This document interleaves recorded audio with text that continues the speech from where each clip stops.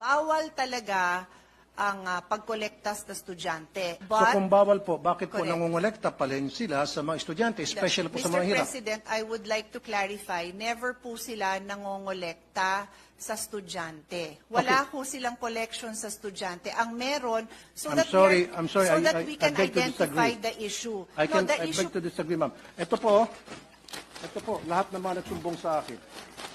sir, the These issue, are the I don't these are the list of parents na nagsumbong sa akin, iba't ibang eskwelahan sa buong Pilipinas na kung saan sila po ay sa pilitang kinukolektahan ng mga electric fan at kung ano pang mga gamit sa eskwelahan na meron man pong budget sa MOE ang DepEd for those things. Pero pagdating naman sa eskwelahan, kokolektahan mo ng kung ano-ano.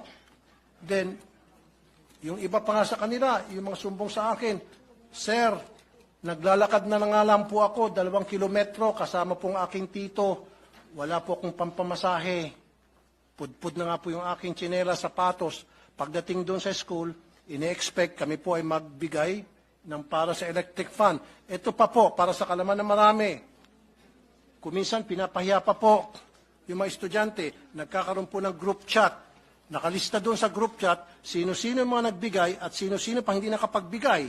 So, yung mga hindi bawal talaga ang pagkolekta sa estudyante. So But, kung bawal po, bakit po Correct. nangongolekta pa rin sila sa mga estudyante, especially po sa mga Mr. hirap? President, I would like to clarify, never po sila nangongolekta sa estudyante. Wala po silang collection sa estudyante. Ang meron, so I'm that sorry, we I can beg to identify disagree. the issue. I the beg issue, to disagree, ma'am. Ito po, lahat naman nagsumbong sa akin.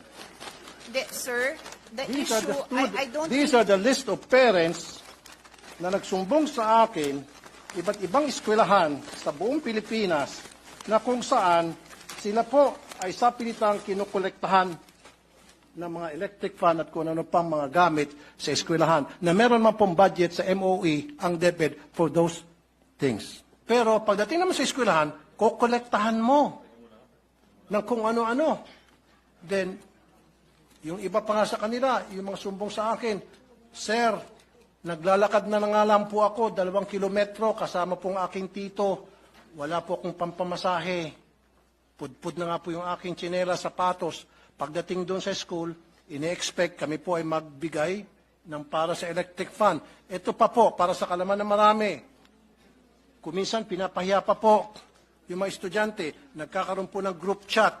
Nakalista doon sa group chat, sino-sino yung mga nagbigay at sino-sino pang hindi nakapagbigay. So yung mga